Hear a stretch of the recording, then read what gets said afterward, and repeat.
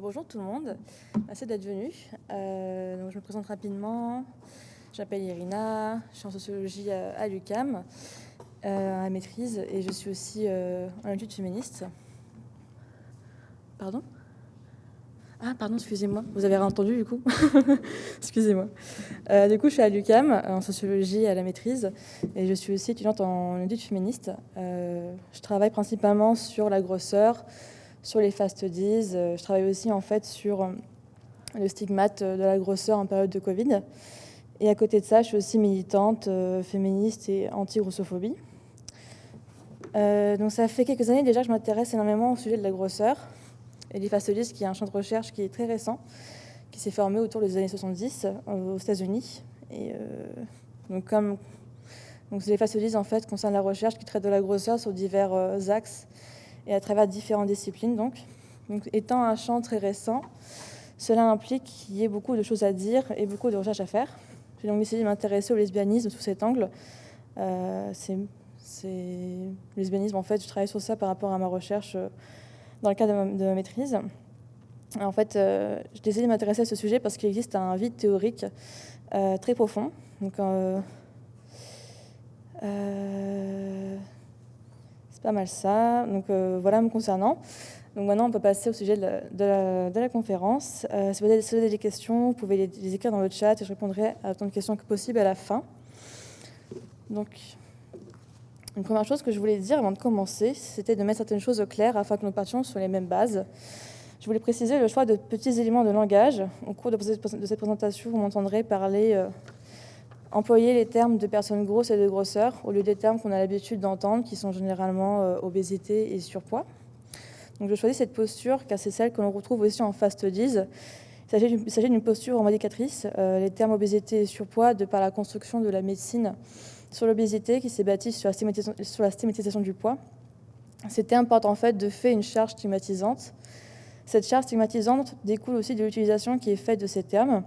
Ainsi, j'ai choisi d'utiliser les termes de personnes grosses et de grosseur. Donc souvent, ces termes peuvent porter à confusion, car on est tellement attaché aux mesures du poids que s'en détacher ou en poser une critique n'est pas évident. Cette confusion peut souvent amener à la question suivante, mais du coup, qu'est-ce qu'une personne grosse ? Par personne grosse, j'entends les personnes qui sont victimes de grossophobie. Ce qui est important de retenir est que la grosseur, comme je l'ai écrit, n'est pas un ressenti. La grosseur est une caractéristique physique qui amène des discriminations concrètes dans le quotidien des personnes concernées par la grossophobie. Donc maintenant que ça a été dit, je vais présenter brièvement le plan de la présentation. Donc, dans un premier temps, en fait, je reviendrai sur la définition de la grossophobie, de son histoire, mais aussi de ses illustrations dans le quotidien des individus. Ce sera l'occasion de voir quelles sont ces discriminations concrètes dont je parlais plus tôt. Cette partie sera vraiment très rapide comparativement aux deux autres, car elle est très générale et ne porte pas précisément sur les situations des personnes grosses membres des communautés LGBTQ+, contrairement aux deux autres. Donc cela me paraissait important quand même de les mettre afin qu'on sache de quoi on parle. Dans la deuxième partie, je compte parler des préoccupations corporelles selon l'orientation sexuelle en comparant les situations des femmes hétérosexuelles, bisexuelles et lesbiennes à celles d'hommes hétérosexuels et gays.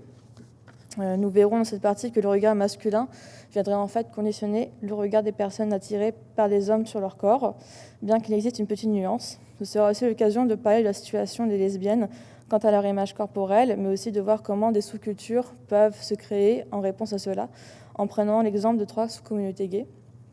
Enfin, dans la troisième partie, dernière partie, je vais me pencher plus particulièrement sur les spécificités de la grossophobie médicale que peuvent subir les personnes grosses membres des communautés LGBTQ+. Pour ça, je prendrai 2 exemples, celui des parcours de transition médicale et aussi celui de l'accès à la PMA, donc la procréation médicalement assistée, pour les couples lesbiens ou la personne qui compte vivre la grossesse est grosse. Donc, la grossophobie, qu'est-ce que c'est ?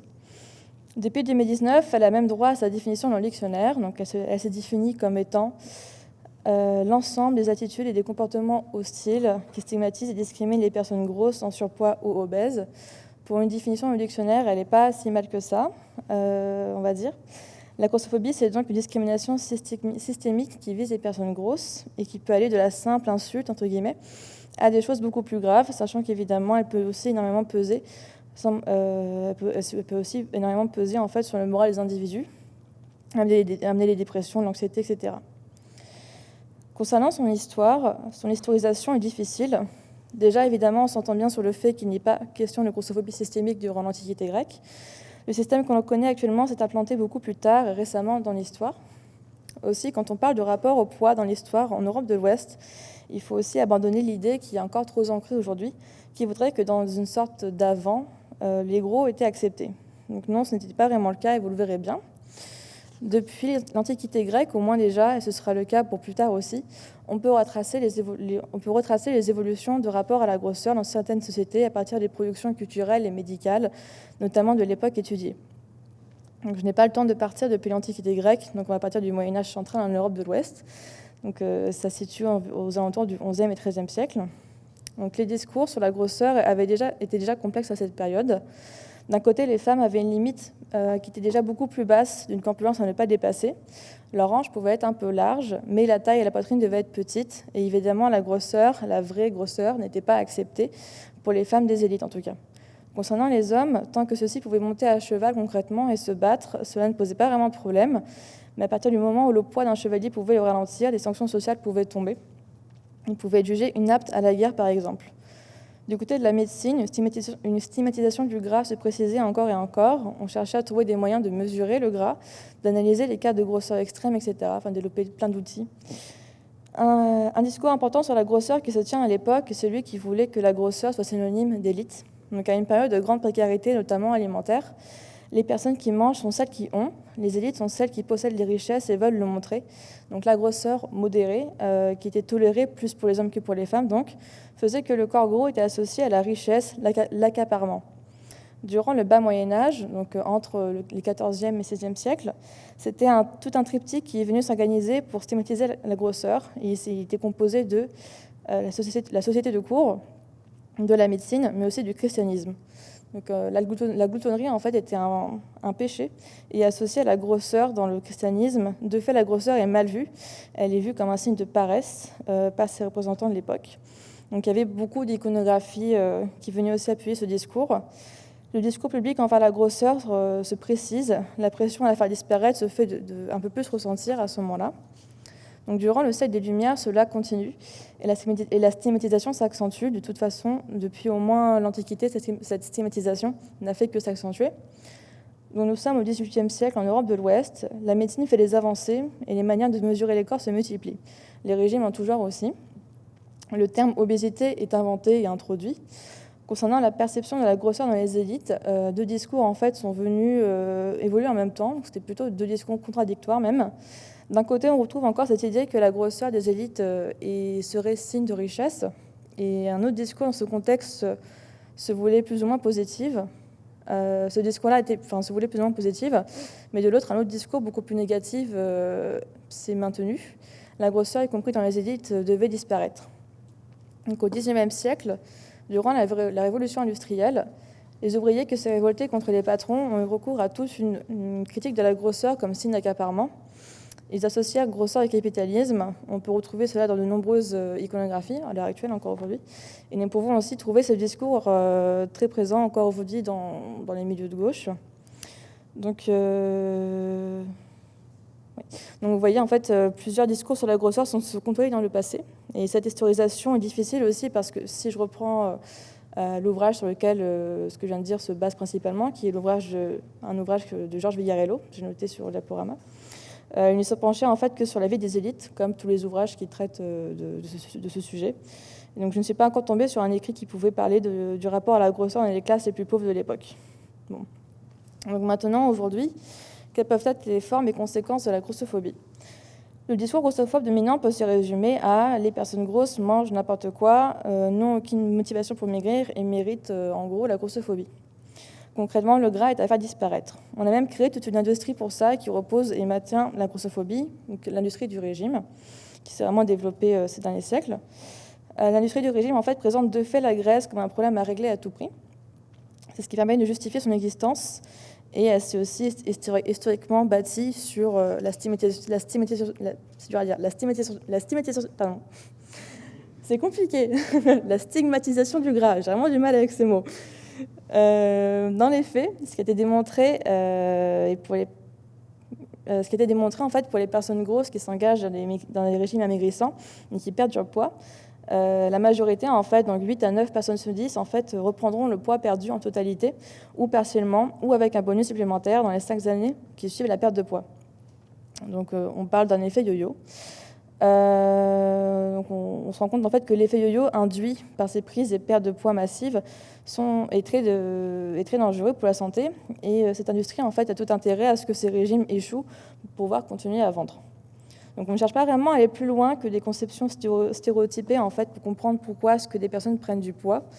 Pour les personnes à la base minces qui deviennent grosses, les raisons de cette prise de poids les raisons de cette prise ou de ces reprises de poids passent des TCA au statut socio-économique, en passant par les violences subies durant l'enfance, à des traitements médicaux ou encore à des troubles de la santé mentale. Donc les raisons du poids des personnes grosses sont en fait tiennent de raisons tout à fait multiples. Des causes sociales multiples à la grosseur existent donc. Il existe aussi des causes physiologiques comme des prédispositions génétiques. Donc, la grossophobie fait grossir aussi. Un schéma classique est le suivant. Donc, on a des individus qui veulent à tout prix ne pas devenir gros, et pour cela vont développer des pratiques alimentaires qui peuvent conduire au développement de TCA, comme l'hyperphagie, et donc amener par la suite une prise de poids. La grossophobie, en fait, s'illustre aussi dans la contradiction des discours. Si je prends l'exemple de l'injonction au sport, par exemple, les personnes grosses doivent perdre du poids, mais pour faire du sport, il faut déjà que les personnes grosses puissent trouver des vêtements adéquats, ce qui est très compliqué. Et en plus de ça, il faut ensuite s'accommoder potentiellement de remarques grossophobes de la part d'individus au moment de l'activité physique. Donc la grossophobie au quotidien, ce sont aussi des discriminations à l'embauche de la part de banques, des compagnies d'assurance.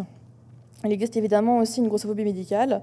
Les personnes grosses sont mal diagnostiquées et mal prises en charge, ce qui peut, comme je vous laisse deviner, avoir des conséquences dramatiques.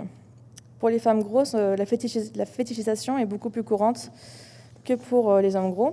Donc, la culture du viol et la grossophobie font aussi qu'il est très compliqué pour les femmes grosses de témoigner de violences sexistes et sexuelles dont elles ont pu être victimes. Donc, en bref, la grossophobie peut prendre plusieurs formes dans le quotidien des individus. Donc maintenant, si la personne grosse vit aussi d'oppression, ça vient s'articuler différemment. Aujourd'hui, j'ai parlé de l'articulation entre cette grossophobie avec des LGBT-phobies.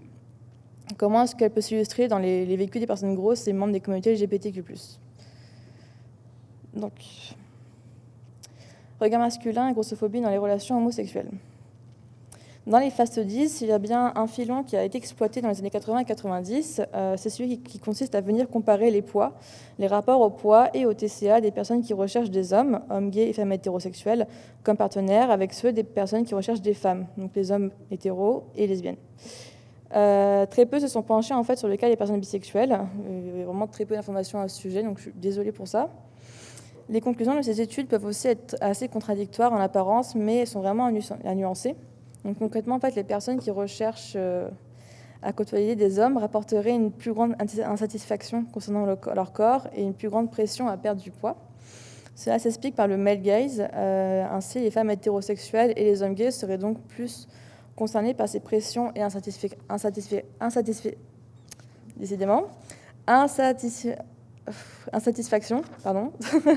que les lesbiennes et hommes hétérosexuels.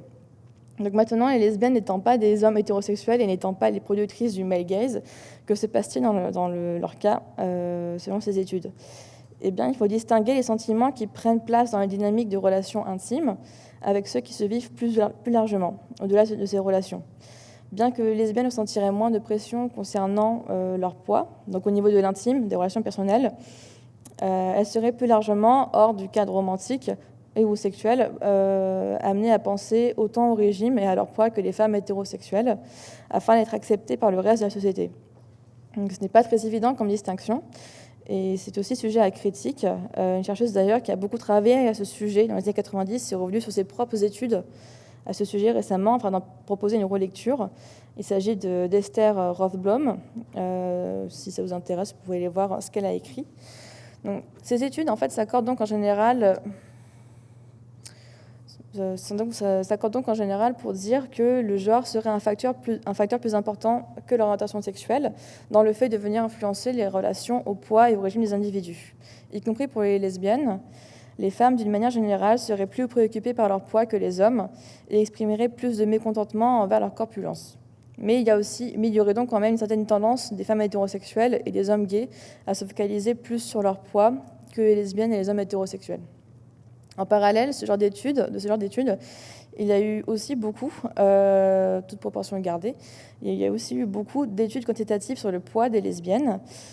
Petite parenthèse, effectivement, on peut s'interroger sur les volontés qu'il y a eu derrière ça, de vouloir peser des lesbiennes, sachant que, de relever le poids des lesbiennes, sachant qu'il y a un stéréotype lesbophobe très courant qui voudrait que les lesbiennes soient plus grosses de fait que les femmes hétérosexuelles et que c'est en raison de leur grosseur qu'elles seraient lesbiennes.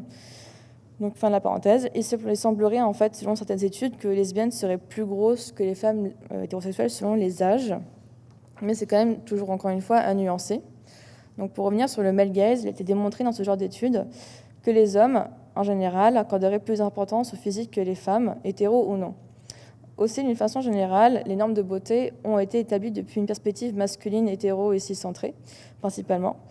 Les femmes attirées par les hommes accorderaient alors plus d'importance à ces choses que les lesbiennes. Un autre élément qui viendrait expliquer cette plus ou moins mise à l'écart des lesbiennes de ces injonctions et mécontentements est une supposition qui est souvent faite dans ces mêmes études, qui voudrait que les lesbiennes seraient un groupe surtout constitué de féministes. Ainsi, étant féministes, elles seraient alors plus à même d'identifier la grossophobie comme telle et seraient alors plus tolérantes envers la grosseur.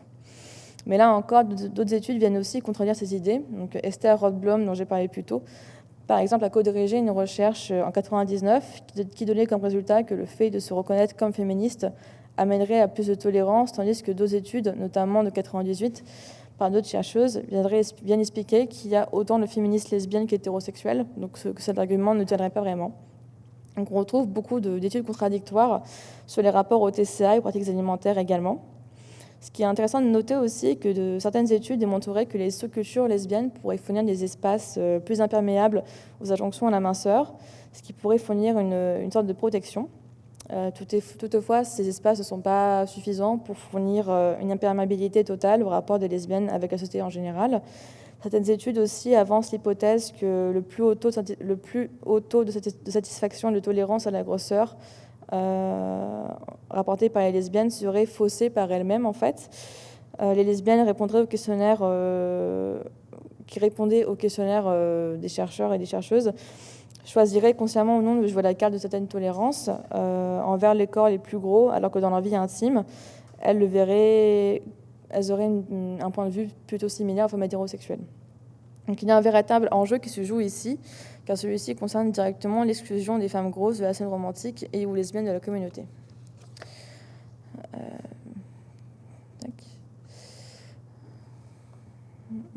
Excusez-moi.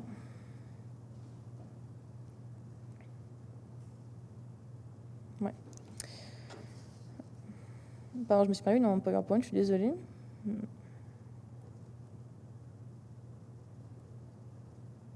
Oui, bon, je voulais en arriver là.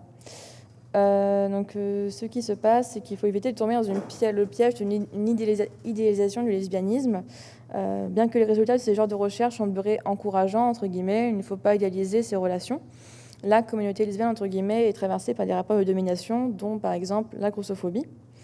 La désirabilité étant façonnée par les différentes discriminations ayant cours dans une société, fait que les personnes notamment grosses, et plus spécifiquement les femmes, notamment, sont à la fois désexualisées et hypersexualisées. Ce rejet des femmes grosses dans les relations amoureuses se retrouve donc dans tous les types de relations, bien que cela soit plus important en théorie dans les relations hétérosexuelles. Là, on rentre dans mon sujet de recherche. Donc, pour faire court, les injonctions à la minceur maintiennent les femmes, toute orientation sexuelle confondue, mais à des degrés divers en théorie, dans une peur constante de grossir pour pouvoir satisfaire les normes de beauté mises en place dans nos sociétés actuelles. Donc, ces injonctions permettent donc de favoriser un contrôle sur les femmes. Si on s'appuie sur la littérature produite par le féminisme matérialiste et plus précisément le lesbianisme politique, à la question « Pourquoi, si les lesbiennes ne sont pas les femmes et sortent de l'hétérosexualité, continue donc-t-elle de maintenir la grossophobie ?» Le portrait d'un paradoxe se dessine. En fait, durant les années 80, notamment, les lesbiennes politiques ont été parmi les plus critiques de l'hétérosexualité, perçues comme un système. Pour autant, concernant les normes de beauté imposées par celui-ci, elles auraient choisi de ne pas les remettre totalement en question, ce qui permet de maintenir une symétrisation intracommunautaire. Les lesbiennes grosses sont donc sujettes à domination à deux niveaux, à un niveau sociétal au sens large et à un niveau intracommunautaire qui serait ici du fait de la communauté lesbienne. Pour autant, les lesbiennes grosses ont été parmi les premières à parler de grossophobie. Contrairement aux femmes non lesbiennes grosses, des groupes et sous-cultures se sont formés par le passé. Par exemple, il existait un groupe états-unien qui s'appelait les Fat Underground, qui a été créé en 1973. Et il y a eu aussi, par exemple, un groupe québécois qui s'appelait les LG5. Donc, ces deux groupes ont aussi produit des textes, et le groupe québécois a en plus procédé à des traductions en français des textes initialement en anglais, comme un manifeste de libération de la grosseur. Donc, une des membres des LG5 était Louise Turcotte. Celle-ci a travaillé étroitement avec Monique Wittig dans les années 70, 80, 90. Et elle est aussi une des fondatrices de la revue Amazon d'hier, la semaine d'aujourd'hui, qui est une revue centrale par rapport à ma recherche. Donc, ce qui m'amène à parler d'un des numéros de cette fameuse revue, qui synthétise à lui seul à peu près tout ce que je peux trouver sur le sujet. Donc, ce numéro est important, en fait, c'est un numéro de 92. Il semble être une des rares sources littéraires qui pose le sujet de la grosseur au prisme du lesbianisme. Dans ce numéro, en fait, on peut retrouver la traduction en français du Fat Manifesto, écrit par les membres des Fat Underground. Nous pouvons aussi retrouver des textes qui viennent décrire les spécificités de la grossophobie en contexte lesbien, ou d'autres encore qui viennent parler de l'obsession de la grosseur. Sur l'identité Butch, une traduction d'une interview de Judith Stein et Ray Sears de 92 vient notamment laisser entendre qu'être grosse ne permettrait pas d'incarner la bonne façon d'être Butch ou androgyne, chose qui serait réservée qu'aux femmes minces ou musclées. Donc, parce que la grossophobie intracommunautaire fait qu'il y a presque comme une essentialisation d'un corps lesbien, qui est notamment mince, les lesbiennes, en fait, qui sortent de ce modèle sont difficilement perçues et reconnues comme lesbiennes. Les lesbiennes grosses feraient honte à la communauté parce qu'elles viendraient notamment confirmer le stéréotype lesbophobe évoqué plus tôt, qui voudrait que les lesbiennes sont forcément moches, donc grosses, donc indésirables. C'est à peu près tout. Donc les lesbiennes grosses se retrouvent à conjuguer au moins entre la lesbophobie des non-lesbiennes et en plus avec la grossophobie des lesbiennes, mais aussi des non-lesbiennes, ce qui peut amener, comme vous vous en doutez, beaucoup de frustration. Donc cette grossophobie intercommunautaire peut aussi prendre la forme de fétichisation. Les lesbiennes ont moins tendance à fétichiser les femmes grosses que les hommes hétérosexuels, mais cela peut arriver. Donc cette fétichisation intercommunautaire a été très critiquée par les lesbiennes militantes. Toutefois, nous allons le voir maintenant, pour une autre communauté, cette fétichisation peut être revendiquée et amener à la création de diverses cultures.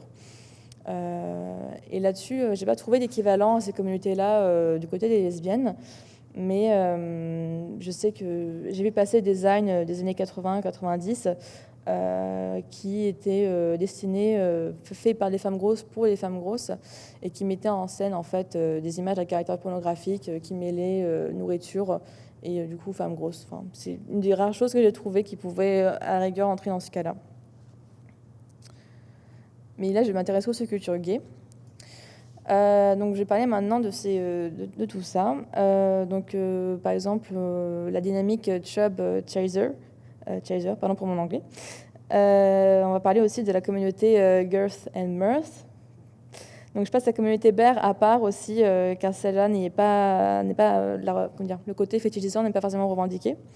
Je n'ai pas trouvé d'équivalent du côté des lesbiennes, comme je l'ai dit, mais cela pourrait exister, j'imagine, mais en tout cas, pour le moment, je n'ai pas trouvé. Donc, toutefois, concernant la communauté gay, on voit bien que cela existe. La grossophobie est évidemment aussi présente dans cette communauté. Les hommes gays doivent aussi conjuguer avec au moins l'homophobie et la grossophobie intra- et extra-communautaire. Il est très courant pour les hommes gays gros sur les applications de rencontres de tomber par exemple sur des profils qui précisent no fat. En réaction au rejet des hommes gros dans la communauté, ceux-ci se sont rassemblés pour se créer de nouveaux espaces avec leur propre code. Donc, je parle de fétichisation depuis tout à l'heure, mais cela est plus nuancé dans ce contexte et ne se comprend pas forcément de cette façon. En tout cas, pas d'une façon qui serait de facto péjorative. D'après certains auteurs, comme Jason White, qui a beaucoup travaillé sur ces communautés et s'est beaucoup entretenu avec leurs membres, il y a quelque chose de revendicatif pour ces hommes à évoluer dans ces communautés. Donc, cette approche de cette fétichisation, entre guillemets, qui se veut plus positif qu'autre chose. C'est un des choix de la communauté Girth and Mirth, créée au milieu des années 70 à San Francisco. Donc cette communauté ne se résume pas qu'à cela, loin de là, elle fait office de famille presque. Initialement, il s'agissait en fait d'un mouvement social créé en réaction à la grossophobie dans la communauté gay. Cette communauté est là pour rassembler et permettre aux hommes gros, généralement, qui sont généralement mis de côté, de se retrouver, de tisser des liens amicaux, romantiques et ou sexuels. Donc, cette communauté organisait aussi notamment des événements pour rassembler des hommes gays gros et leurs admirers étant des hommes attirés sexuellement et ou romantiquement par les hommes gros exclusivement. Concernant la dynamique chub chaser dont je parlais plus tôt, donc un chaser ou un chubby chaser désigne en fait un homme qui est attiré romantiquement et ou sexuellement par les hommes gros exclusivement et qui recherche en compagnie. Donc, dans le cas où le chaser est mince, cela peut entrer dans une forme de fétichisation. Dans le cas où le chaser est aussi un homme gros, cette attraction peut être désignée par l'abréviation chub for chub. Donc, un chaser est aussi un fat admirer. C'est d'ailleurs le terme privilégié pour parler des fat admirers. Le terme chub chaser et chubby chaser est apparu au milieu des années 70 aussi. Donc, cette dynamique se retrouve dans la communauté des girlfriend muffers. Cette dynamique est vue comme positive car pour les personnes impliquées, elle permettrait de retourner le stigmate autour de la grosseur, de présenter les corps gros comme désirables, mais aussi de redéfinir les codes concernant les hommes gays et gros. Donc, chubby est donc un descriptif positif dans ce contexte. Je voulais parler de la communauté BR, mais je ne vais pas avoir le temps. Je suis désolée, je vais vite changer. Donc, par rapport à la grossophobie médicale, donc, par exemple, je vais essayer de faire vite. Bon. Elle prend plusieurs formes. Par rapport aux personnes transgenres, en fait, celles qui essaient d'entamer une transition médicale se voient très souvent systématiquement demander de perdre du poids avant toute prescription ou intervention. L'injonction à perdre du poids en fait, est utilisée comme un moyen de prouver aux professionnels de la santé que les patientes et patients veulent vraiment ce qu'elles demandent, ce qui participe vraiment foncièrement à la transphobie. L'IMC, donc une mesure décriée depuis des décennies maintenant, tant elle est inefficace et malmenée et utilisée pour refuser des opérations ou traitements. Je voulais parler d'une BD, mais je ne vais pas avoir le temps.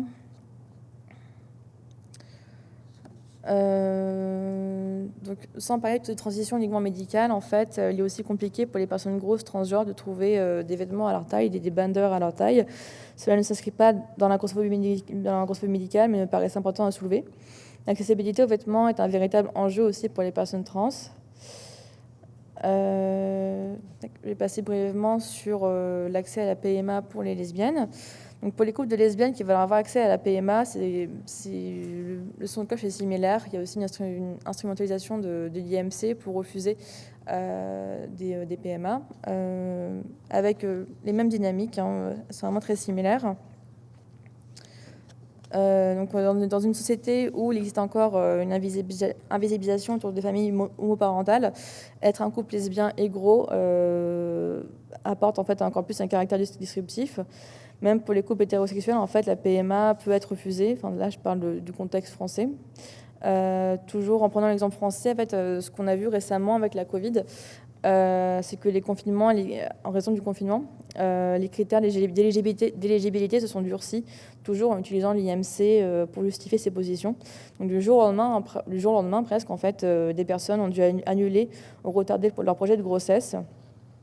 Donc j'ai pas pu vérifier si ces mesures ont été levées depuis le temps, mais j'ai l'impression qu'elles sont encore là. Donc on peut voir que la grossophobie médicale et la lesbophobie peuvent fonctionner ensemble. Et un dernier exemple permettait de parler de ça, qui était en fait la recherche des gènes de l'obésité, entre guillemets, et de l'homosexualité.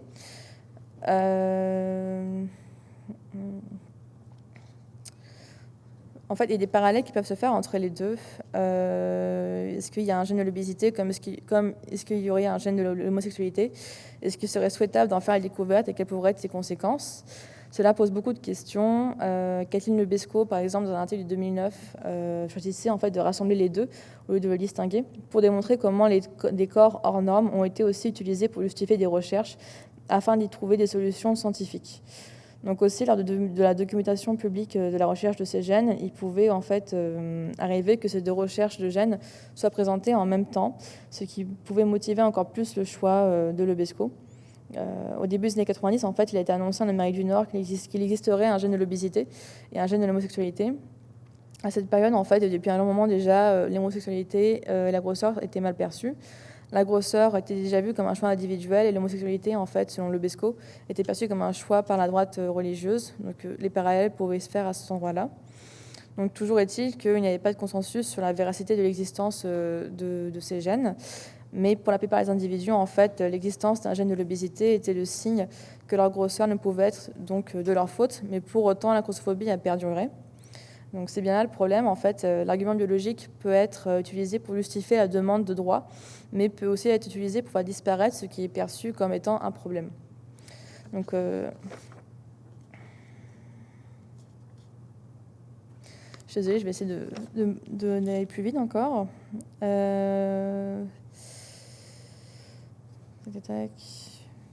Bon. Quoi qu'il en soit, en fait, les autoristes en phase studies sont souvent d'accord sur une chose. La grosseur est un enjeu queer. Elle est un enjeu queer pour la proximité précédente évoquée.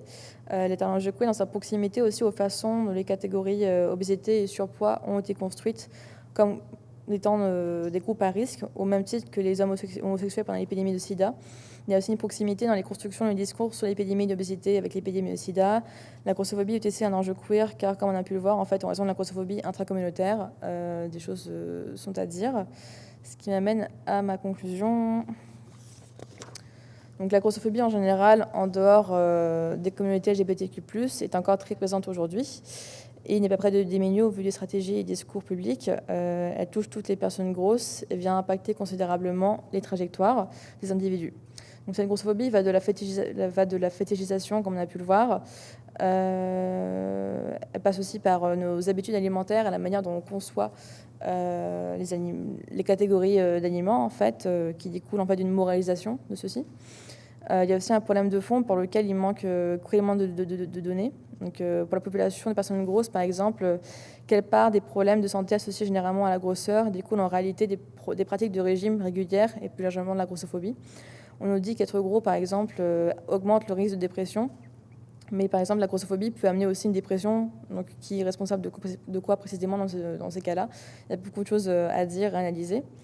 Il est aussi intéressant de se demander combien de personnes grosses meurent chaque année à cause de négligence de la part de professionnels de santé. Donc, ce sont des questions qui se posent, mais malheureusement, les chiffres manquent. Donc, actuellement, en fait, avec la pandémie de Covid, le discours grossophobe ambiant a pris beaucoup plus de place. Et cela va de nombreuses blagues sur l'éventuelle prise de poids dans le confinement à la mise en place de nouveaux régimes post-confinement qui se sont créés.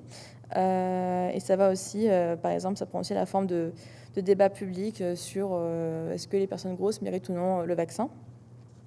Donc pour les personnes grosses, membres des communautés LGBTQ+, celles-ci doivent conjuguer avec toutes ces choses et encore plus. Donc, je parlais de discrimination à l'embauche tantôt, par exemple. Donc ces personnes doivent conjuguer avec tout ça. Donc ce rejet général des personnes grosses, membres des communautés LGBTQ+, les pousse donc à se retrouver entre elles pour former des safe spaces qui peuvent devenir le terrain fertile à des revendications politiques pour tenter de se soustraire dans cette sphère pendant un temps au moins de la grossophobie systémique. C'est ce que nous avons pu voir avec, je voulais parler des Bears mais j'ai pas eu le temps. C'était aussi le cas avec les groupes lesbiens Fat Underground et LG5. Donc ces dernières années, en fait, le fat activisme a pris de plus en plus d'ampleur grâce notamment aux réseaux sociaux qui a facilité les échanges et l'éducation sur ce sujet. Donc des comptes ont fleuri par-ci par-là. En bref, les critiques de la grossophobie en fait circulent plus, bien que comme nous l'avons vu, en fait, il y a encore du travail à faire. Donc je vais m'arrêter là. Je pense que ok, ça va niveau temps, je pense. Merci pour votre écoute. Merci à l'équipe Savi de m'avoir permis de faire cette présentation aujourd'hui. Désolée, j'ai parlé très très vite. J'espère que ça allait quand même. Si vous avez des questions, je serais heureuse d'y répondre. Et comme j'ai affiché là, j'ai mis des petits éléments de bibliographie. Si ça vous intéresse, j'ai aussi mis des podcasts. Si vous préférez ce format-là. Et récemment, il y a 4 heures, il y a un groupe, un groupe de lutte contre la grossophobie queer français qui s'appelle Gras Politique, qui vient d'annoncer son podcast. Donc si ça vous intéresse, n'hésitez pas à aller voir sur leur compte Twitter comment ça va se passer. Voilà, merci beaucoup.